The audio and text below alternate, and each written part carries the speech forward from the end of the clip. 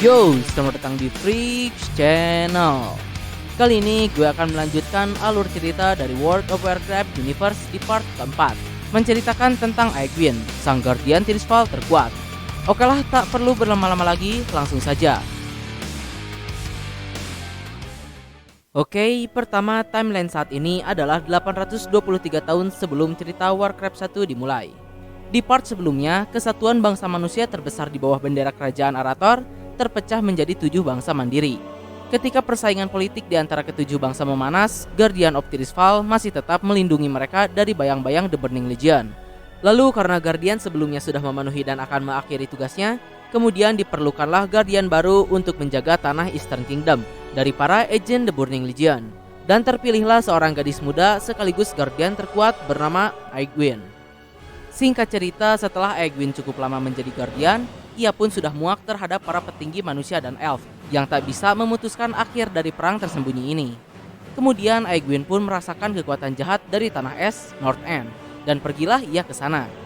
Sesampainya di sana, Aegwynn melihat bahwa para iblis sedang menyerap energi sihir dari para ras Dragonflight. Dengan kekuatannya, ia pun berhasil menghancurkan semua iblis yang ada di sana. Namun kemudian langit North End menjadi gelap dan muncullah sang Dark Titan Sargeras. Tapi disebutkan itu hanya avatarnya saja. Di hadapan sang Titan, Aegwynn tak gentar sedikit pun dan langsung duel one-on-one dengan Sargeras. Seperti julukannya sang penjaga terkuat, Aegwynn berhasil menghancurkan raga Sargeras dan kemudian ia mengunci serpihan dari tubuh Sargeras di dalam reruntuhan bawah laut yang kemudian akan dikenal sebagai The Tomb of Sargeras. Namun sayangnya semua hal tersebut merupakan rencana Sargeras. Dengan tubuh Aegwynn yang melemah setelah bertarung dengannya, Sargeras memindahkan jiwanya ke dalam tubuh Aegwynn dan akan keluar hingga saatnya tiba. Lalu berikutnya 230 tahun sebelum cerita Warcraft 1 dimulai. Para dwarf hidup dengan damai di Gunung Ironforge selama berabad-abad, dipimpin oleh raja mereka Modimus Anvilmar. Namun kemudian muncullah 3 kubu besar di antara kehidupan sosial para dwarf, yaitu Clan Bronzebeard, Clan Wildhammer, dan Clan Dark Iron. Kubu-kubu tersebut awalnya aman-aman saja, hingga ketika Raja Anvilmar meninggal. Kemudian ketiga kubu tersebut berperang untuk memperebutkan kekuasaan Ironforge. Dan akhirnya Clan Bronzebeard pun dengan jumlah paling banyak keluar sebagai pemenang dan mengusir Clan Dark Iron juga Wildhammer dari Ironforge. Clan Wildhammer pergi ke utara dan membangun kerajaan mereka sendiri bernama Grimbattle. Sedangkan Clan Dark Iron pergi ke selatan dan juga membangun kerajaan mereka sendiri di pegunungan Red Ridge. Setelah beberapa tahun berlalu, Clan Dark Iron sudah siap untuk menyerang 2 kerajaan dwarf, yaitu Ironforge dan Grimbattle. Mereka juga berniat untuk mengklaim seluruh pegunungan Khaz menjadi milik mereka. Clan Dark Iron yang dipimpin oleh Thane Taurisan kemudian mengirimkan pasukan pada 2 kerajaan dwarf tersebut. Penyerangan pada Ironforge dipimpin oleh Taurisan sendiri, sedangkan penyerangan pada Grimbattle dipimpin oleh istrinya Modgud sang penyihir. Kedua pasukan tersebut masing-masing sukses meruntuhkan benteng pertahanan dari 2 kerajaan. Namun Ironforge dengan Clan Bronzebeard-nya berhasil memukul balik Taurisan, sehingga Taurisan dan pasukannya kembali ke kerajaan mereka. Sedangkan kondisi Modgud beserta pasukannya hampir berhasil menguasai Grimbattle. Namun Cardros Wildhammer, sang pemimpin dari Clan Wildhammer, langsung menerobos musuh dan membunuh ratu mereka, Modgud. Pasukan yang tersisa pun kabur kembali ke kerajaan mereka di selatan. Namun di tengah jalan, mereka bertemu dengan pasukan Ironforge yang berniat untuk membantu kerajaan Grimbattle. Sementara di belakang ada pasukan Wildhammer yang berniat mengejar mereka juga menyerang kerajaan Dark Iron. Akhirnya musnahlah semua pasukan Dark Iron yang dipimpin oleh Modgud. Lalu pasukan Grimbattle dan Ironforge pun kemudian beraliansi untuk menyerang kerajaan Dark Iron yang ada di selatan. Singkat cerita, ketika aliansi dwarf hampir sampai di kerajaan Dark Iron, muncullah kegelapan merah dari dalam tanah. Ternyata Taurisan memanggil kekuatan kuno sang Raja Api Ragnaros the Firelord, berharap dia akan memberikan kemenangan pada Clan Dark Iron.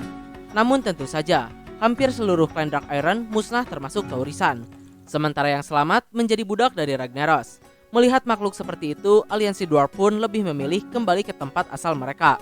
Tak berani sedikit pun untuk mengganggu sang Raja Api Ragnaros. Sesampainya di kerajaan masing-masing, Grimbattle menjadi tempat yang tak bisa ditinggali karena kematian Modgud sang penyihir, membuat area di sekitar Grimbattle dihuni oleh para iblis dan kegelapan. Mengetahui hal tersebut, Raja Bronzebeard pun menawarkan sebuah tempat tinggal di perbatasan Ironforge. Namun dengan cepat, Clan Wildhammer menolaknya. Akhirnya Cardros Wildhammer pun membawa klannya ke daerah pegunungan di Lordaeron, dan membangun kota bernama Ariepik di sana. Karena kejadian di Grim Battle yang kemudian dihuni oleh para iblis dan kegelapan, para klan Wildhammer pun menjadi takut hidup di dalam tanah dan memilih berada di atas gunung bersama para Greypoon. Dan ya, untuk menjaga hubungan persaudaraan dwarf mereka, para dwarf dari Ironforge pun kemudian membangun sebuah jembatan raksasa bernama Tandalspan yang menghubungkan celah pemisah antara Lordaeron dan pegunungan Khaz, sehingga Ariepik dan Ironforge pun dapat melakukan perdagangan, dan kedua kerajaan itu pun hidup dengan makmur. Berikutnya 45 tahun sebelum cerita Warcraft 1 dimulai. Semakin hari dengan kekuatan Tirisfal, Aegwynn terus meningkatkan kekuatannya juga kehidupannya, sampai-sampai ia telah menjadi Guardian selama 900 tahun. Hingga akhirnya para penasehat Tirisfal pun memutuskan bahwa kepemimpinannya harus berakhir. Namun tidak ingin orang lain berakhir menjadi boneka dari para elit Tirisfal, Aegwynn lah yang akan memilih pelindung berikutnya. Dan pelindung tersebut tidak lain dan tidak bukan adalah anaknya. Aegwynn berencana untuk melahirkan seorang anak yang akan mewarisi semua kekuatannya dan akan menjadi penjaga Azeroth yang berikutnya. Lalu Aegwynn pun menikah dengan seorang penyihir berbakat dari Stormwind bernama Nialas Aran. Dan akhirnya mereka pun melahirkan seorang anak yang bernama Medivh.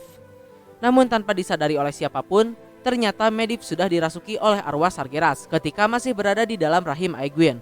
Karena seperti yang gue bilang sebelumnya, Sargeras menyembunyikan jiwanya di dalam tubuh Aegwynn, sehingga sang penjaga baru Azeroth telah dirasuki oleh musuh terbesarnya sendiri. Senang dengan anaknya yang terlahir sehat dan tampan, Aegwynn pun meninggalkan anaknya bersama dengan ayahnya di Azeroth, sementara dirinya pergi menyendiri menunggu ajalnya yang sudah dekat.